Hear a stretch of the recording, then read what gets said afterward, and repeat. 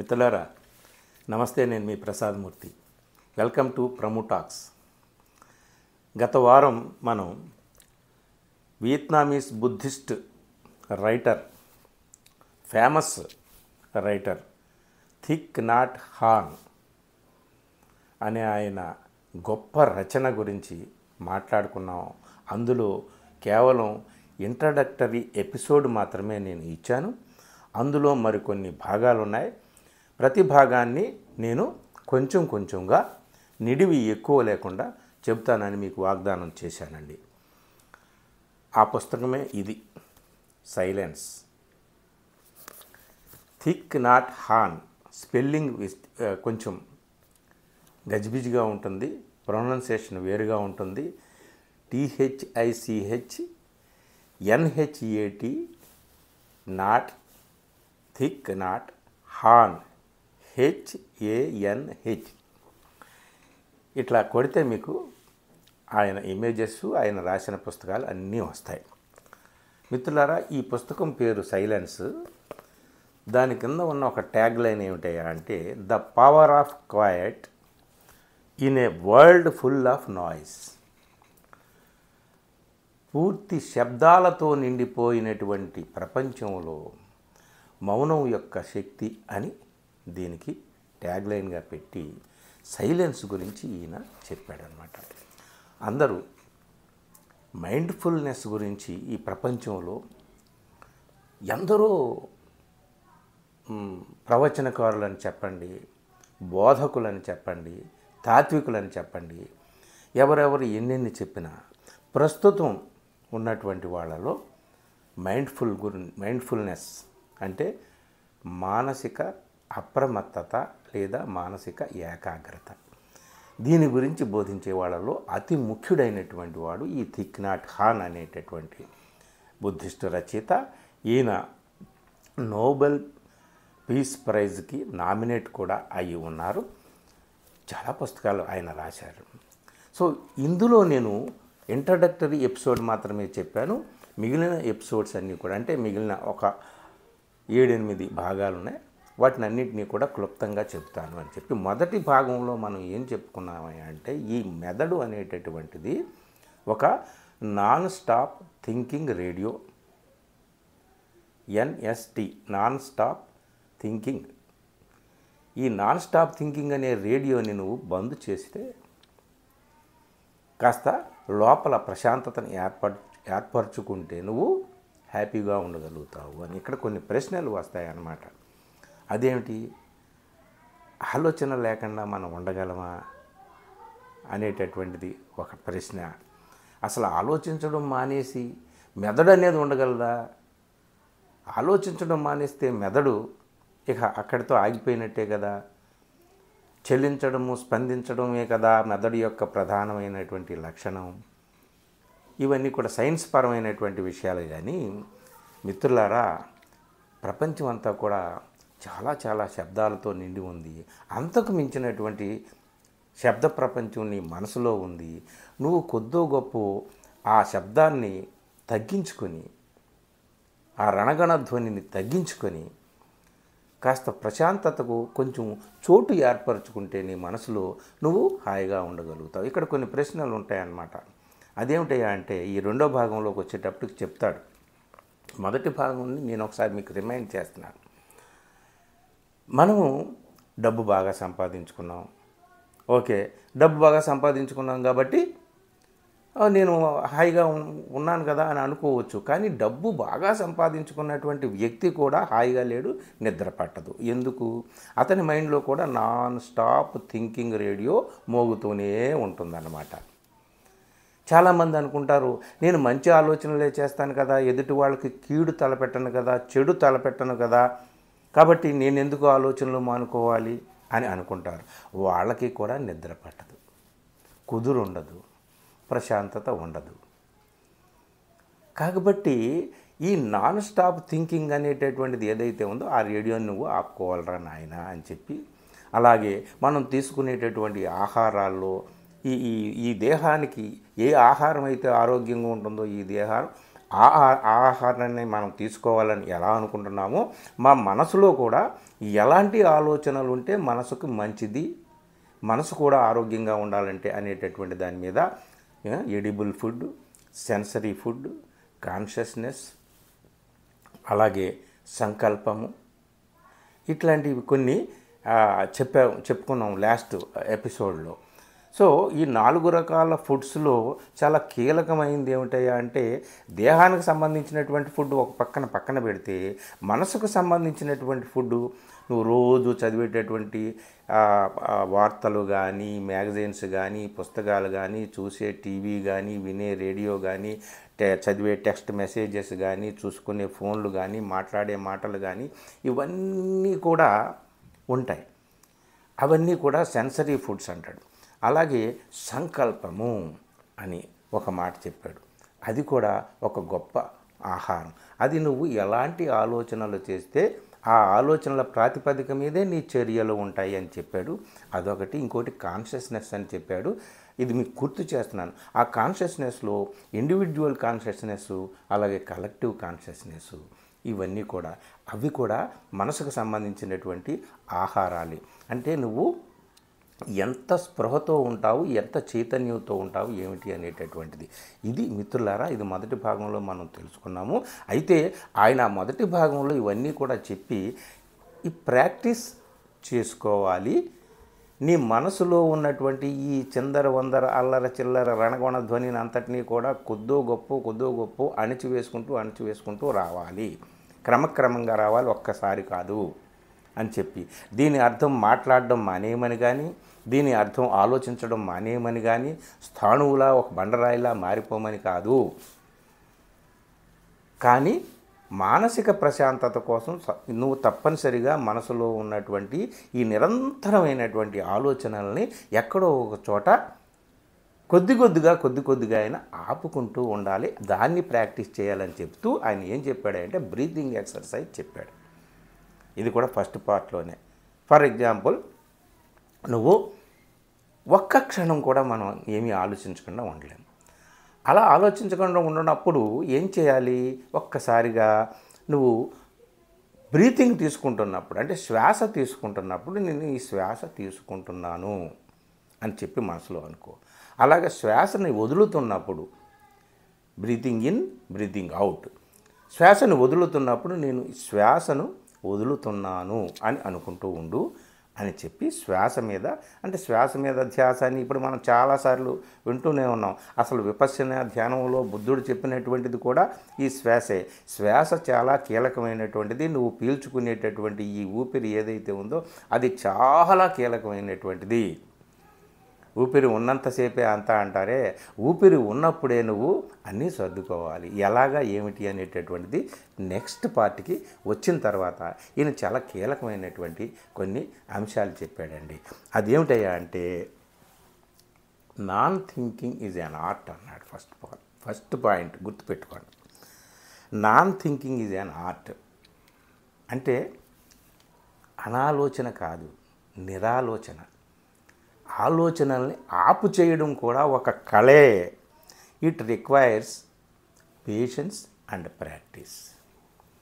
దానికి నీకు చాలా సహనం కావాలి, అలాగే అభ్యాసం కావాలి. ఆ అభ్యాసం ఎందుకు కావాలి, ఏమిటి అనేటటువంటిది మనం ఇప్పుడు ఈ పార్ట్లో చూద్దామన్నమాట. ఇతరులతో మాట్లాడకపోవడం అనేటటువంటిది రెండు ఉంది. మనం తగ్గించాలి. సాధారణంగా ఎవరితో మాట్లాడితే మన మనసు ఆనందంగా ఉంటుంది, మన మనసుకి ప్రశాంతత ఉంటుంది, వాళ్ళతోనే ఎక్కువగా మాట్లాడడం, వాళ్ళతో ఎక్కువగా ఉండడం అనేటటువంటిది అది నీ మీద ఆధారపడి ఉంటుందన్నమాట.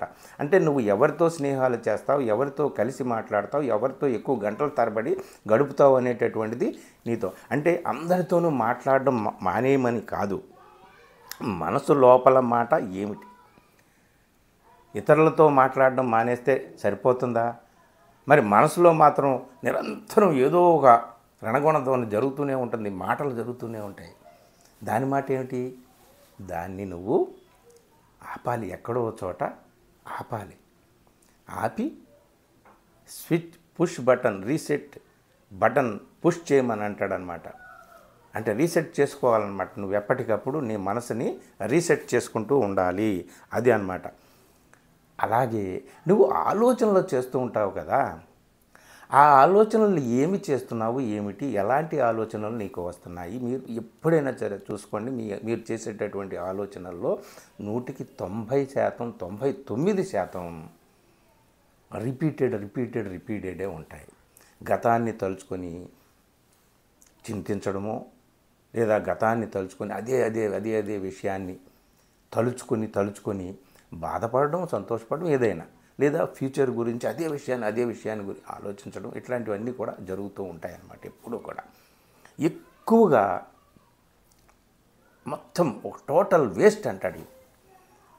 ఇప్పుడు గేదెలు, ఆవులు, మేకలు గడ్డి నవ్వులుతూ ఉంటాయి. మనిషి కూడా నిరంతరం కూడా ఆలోచనల్ని నవ్వులుతూ ఉంటాడు. నెమరు వేసుకోవడం అన్నమాట. ఈ నిరంతరం కూడా నెమరు వేసుకునేటటువంటిది ఉందే, దాన్ని నువ్వు ఎక్కడో చోట ఆపాలరా నాయనా. అంటే ఆలోచన అనేటటువంటిది చెడ్డదా, అదంత దుర్మార్గమైందా, దాన్ని ఆపేయడం ఏమిటి అంటే ఆలోచనల్లో ఇక్కడ కొన్ని విషయాలు చెప్పాడు. నీ ఆలోచనలు ప్రపంచము, నువ్వు ప్రపంచము.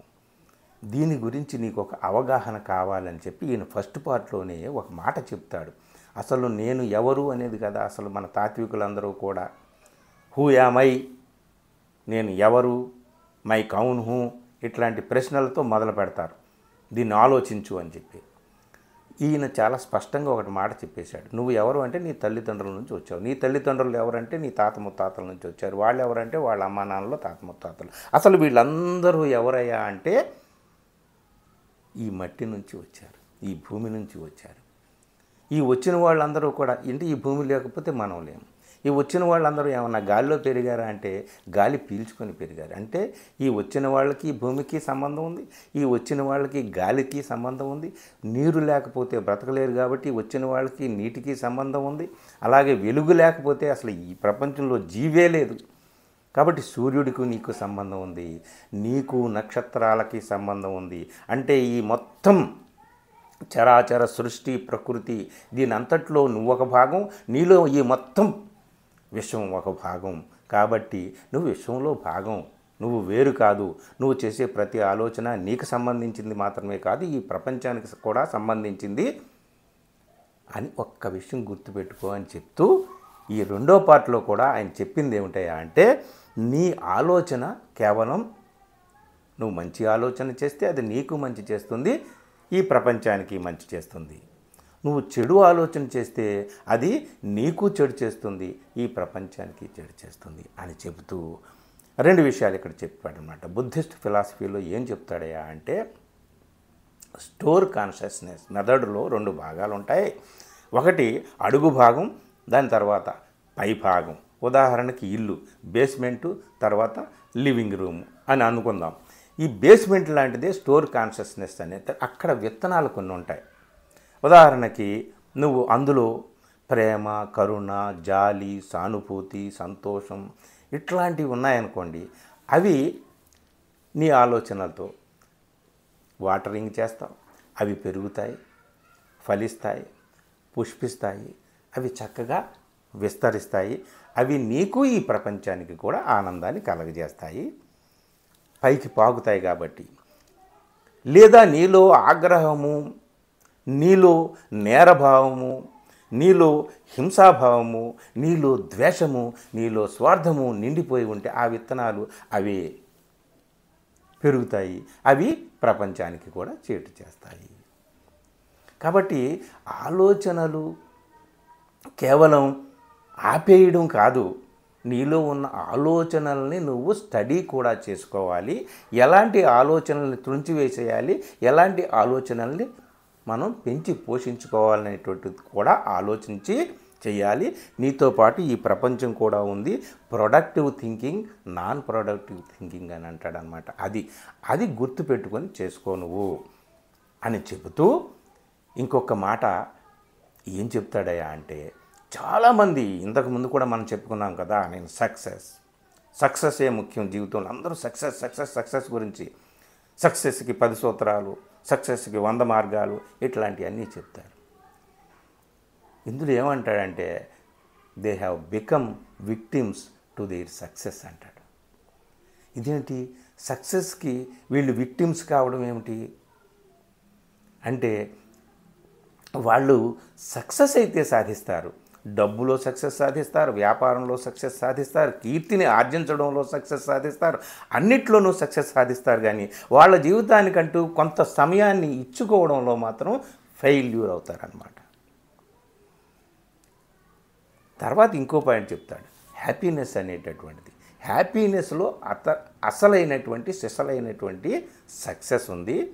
ఆ హ్యాపీనెస్ని నువ్వు సాధన చేస్తే ఆ హ్యాపీనెస్ ద్వారా కూడా సక్సెస్ అనేటటువంటిది వస్తుంది. నువ్వు ఎందులో సక్సెస్ కోరుకుంటే అందులో. కాబట్టి హ్యాపీనెస్ ద్వారా వచ్చేటటువంటి సక్సెస్ కావాలా, లేదా సక్సెస్ ద్వారా వచ్చేటటువంటి హ్యాపీనెస్ కావాలా? సక్సెస్ ద్వారా వచ్చేటటువంటి హ్యాపీనెస్ సక్సెస్కే పరిమితం అవుతుంది, నీకు మాత్రం ఆ హ్యాపీనెస్ దొరకదు. నువ్వు హ్యాపీనెస్ పూర్తిగా పొందినప్పుడు నీ సక్సెస్ కూడా ఉంటుంది అని చెప్పేసి బ్రహ్మాండమైనటువంటి మాట ఆయన చెప్పాడనమాట. అందుకనే ఏం చేయమంటాడు ఈయన? ఏమిటయ్యా, సరే మీరు చెప్పేది ఏమిటయ్యా అంటే, ఆయన చెప్పే మాటలు ఏమిటాయంటే, మనసును ప్రశాంతంగా ఉంచుకోవడం కోసం ఈ నాన్ స్టాప్ థింకింగ్ ఏదైతే ఉందో దాన్ని రిపీటెడ్గా వస్తున్నటువంటి నీ ఆలోచనల్ని పరిశీలించుకోవడం, అప్పుడప్పుడు కాస్త ఆపడం. దాన్ని ఎలా చేయాలి ఏమిటి అని అంటే, నువ్వు వాకింగ్ చేస్తున్నావా, వాకింగ్ చేసేటప్పుడు నీ కాళ్ళకి భూమికి మధ్య ఒక అనుబంధం, ఒక స్పర్శానుబంధం ఏర్పడుతుందే, దాని గురించి ఆలోచించు. పక్షుల కలకూజితాలు విను, చల్లటి గాలిని ఆనందించు, ప్రకృతిని ఎంజాయ్ చెయ్యి. అది అలాగనమాట. లేదు నాకు ఆలోచన ఏదో వస్తుంది, నేను ఒక విషయం గురించి ఆలోచించాలి అనుకున్నప్పుడు ప్రశాంతంగా ఒక చోట కూర్చొని ఆ విషయాన్ని గురించి ఆలోచించు, మళ్ళీ వాకింగ్ మొదలుపెట్టు. అలాగే walking, washing, eating, even sleeping, నువ్వు ఏ పని చేస్తున్నప్పటికీ కూడా ఈ నాన్ స్టాప్ థింకింగ్ అనే దానికి స్టాప్ పెట్టు. ఎక్కడో చోట కాస్త రిలీఫ్ ఇవ్వు మెదడుకి. అది దాని ద్వారా మైండ్ఫుల్నెస్ని నువ్వు సాధించగలుగుతావు అని చెప్పాడనమాట. ఇది చాలా కీలకమైనటువంటి విషయాలు ఇందులో ఈ రెండో పార్ట్లో చెప్పినటువంటిది. ఈ రెండో పార్ట్ అంతా కూడా దీని గురించే ఆయన చెప్తాడు. Radio, non stop thinking radio అనేటటువంటి దాని గురించే చెప్తాడనమాట. సో నువ్వు ఏ పని చేస్తున్నప్పటికీ కూడా ఆ నాన్ స్టాప్ థింకింగ్ అనేటటువంటి దాన్ని ఆపుకోరా నాయనా అని చెప్పి, ఆ ప్రాక్టీస్గా ప్రతి భాగంలో చివర ప్రాక్టీస్ చెప్తాడు. మొదటి పార్ట్లో మనం ఇంట్రడక్టరీ పార్ట్లో బ్రీతింగ్ మీద దృష్టి పెట్టమన్నాడు కదా. ఇందులో ఆయన చెప్పింది ఏమిటంటే, ఈ రెండో పార్ట్లో నెక్స్ట్ ప్రాక్టీస్కి వచ్చాం. కేవలం ఉపదేశం కాదు, ప్రాక్టీస్. కేవలం వినడం కాదు, ప్రాక్టీస్. కేవలం చదవడం కాదు, ప్రాక్టీస్ లేకపోతే నువ్వు మానసిక ఏకాగ్రత, ప్రశాంతత, ఆ మైండ్ఫుల్నెస్ నువ్వు సాధించలేవు. ఇది ఈ పుస్తకం ద్వారా నేను తెలుసుకున్నటువంటిది. మిత్రులారా, ఇందులో ప్రాక్టీస్కి వచ్చేటప్పటికి ఈయన ఏం చెప్తున్నాడయ్యా అంటే, బ్రీతింగ్ ఇన్, లోపలికి శ్వాస తీసుకునేటప్పుడు I am aware of my thoughts, నా ఆలోచనలు నాకు తెలుసు. బ్రీతింగ్ అవుట్, శ్వాసను వదిలిపెట్టేటప్పుడు I am aware of their impermanent nature, నా ఆలోచనలు తెలుసు అని నువ్వు లోపలికి గాలి పీల్చుకునేటప్పుడు అనుకుంటావు. బయటికి గాలి వదిలేటప్పుడు ఏమనుకుంటావంటే అవి అనిత్యమైనవి, నేను ఏవైతే ఆలోచిస్తున్నానో అనిత్యము. బుద్ధిస్ట్ ఫిలాసఫీలో అనిత్యము, ఇంపెర్మనెన్స్ అనేది చాలా కీలకమైంది. ఎప్పుడైనా దాని గురించి పూర్తిగా మనం చర్చించుకుందాం. దీంట్లో ఈ ప్రాక్టీస్లో ఇలాగా తీసుకునేటప్పుడు ఒక రకమైన ఆలోచన, వదిలేటప్పుడు నువ్వు వదిలేస్తున్నావు. ఏమేమి వదిలేయాలి, గాలి పీల్చుకునేటప్పుడు ఏం ఆలోచించాలి, గాలిని వదిలేసేటప్పుడు ఏమేమి వదిలేయాలని చెప్తున్నాడు. నెక్స్ట్ పాయింట్ ఏమిటంటే, breathing in I am aware of my desire of wealth. చూడండి, నేను ఆస్తిపాస్తులు కోట్లకు పడగలెత్తేయాలి, మొత్తం ఈ భూప్రపంచాన్ని అంతా కూడా నా సంపదతో ఏలేయాలి, ఈ విధమైనటువంటిది చాలామంది అనుకుంటూ ఉంటారు. ఇప్పుడు మరీ ఎక్కువైపోయింది, డబ్బు కూడగట్టడం తప్ప ఇంకొక పనే లేదు. తరతరాలకు సరిపడా ఆస్తిని కూడబెట్టాలి అనేటటువంటి ఆలోచన తప్ప మరొకటి లేదు. ఈ కాంక్ష విపరీతంగా పెరిగిపోయిందనమాట. సో దాన్ని నువ్వు శ్వాస పీల్చుకునేటప్పుడు నేను సంపద గురించి ఆలోచిస్తున్నాను, నాకు ఆ విషయం తెలుసు. అలాగే గాలిని వదిలేస్తున్నప్పుడు నేను I am aware that wealth is impermanent. నాకు తెలుసు సంపద అనిత్యము. ఈ సంపదలు ఏమీ ఉండవు కదా. రాజే కింకరుడే రాజగు అని మనం పద్యాల్లో చదువుకున్నాం కదా. బండ్లు ఓడలు అవుతాయి అని చెప్పేసి. ఇక ఇవన్నీ కూడా ఇదంతా కూడా అనిత్యం అని చెప్పేసి నువ్వు కూడా అనుకుంటూ ఉండు. అలాగే బ్రీతింగ్ ఇన్ ఇంకో పాయింట్, లోపలికి గాలి పీల్చుకునేటప్పుడు ఇంకోటి అనుకో, ఏంటి? I know that craving wealth can bring suffering. సంపద గురించి కోట్లు గడించాలనేటటువంటి ఆ కాంక్ష ఉందే, అది నీ దుఃఖానికి దారితీస్తుంది, నా దుఃఖానికి దారితీస్తుంది అని నువ్వు అనుకో గాలి పీల్చుకునేటప్పుడు. అలాగే గాలి వదిలేటప్పుడు ఏమంటావు? I let go of craving. ఆ కాంక్షని, ఆ కోరికని నేను వదిలిపెడుతున్నాను అని అనుకో.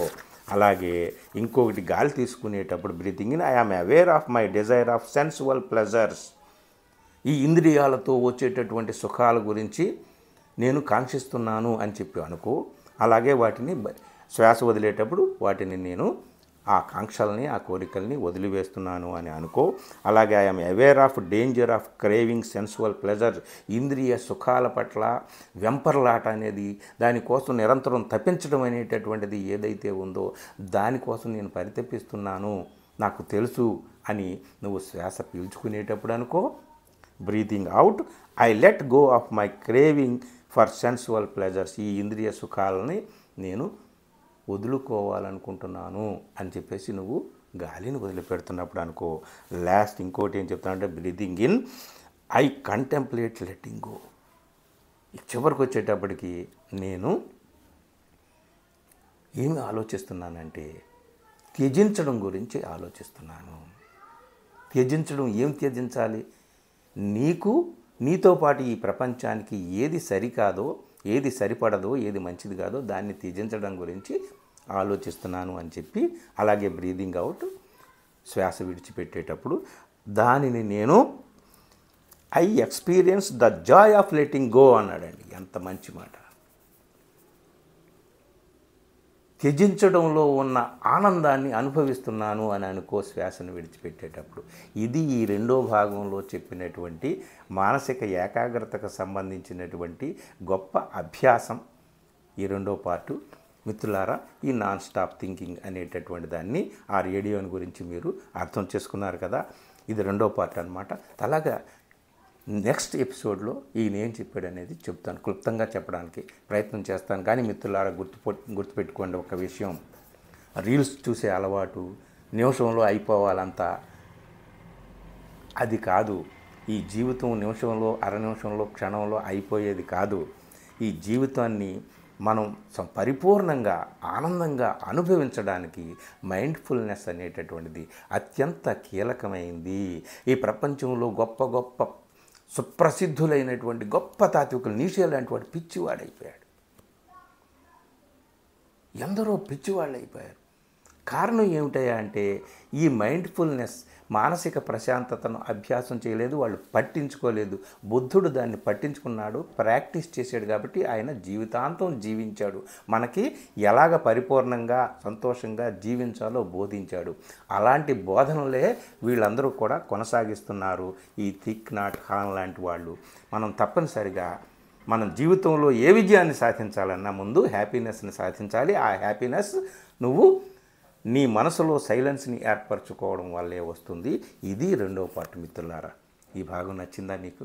నచ్చితే తప్పనిసరిగా మిత్రులకు కూడా షేర్ చేయండి. ఈ పుస్తకం తెలుగులో ఉందా అని అడుగుతున్నారు, కానీ తెలుగులో నాకు లభ్యం కాలేదు.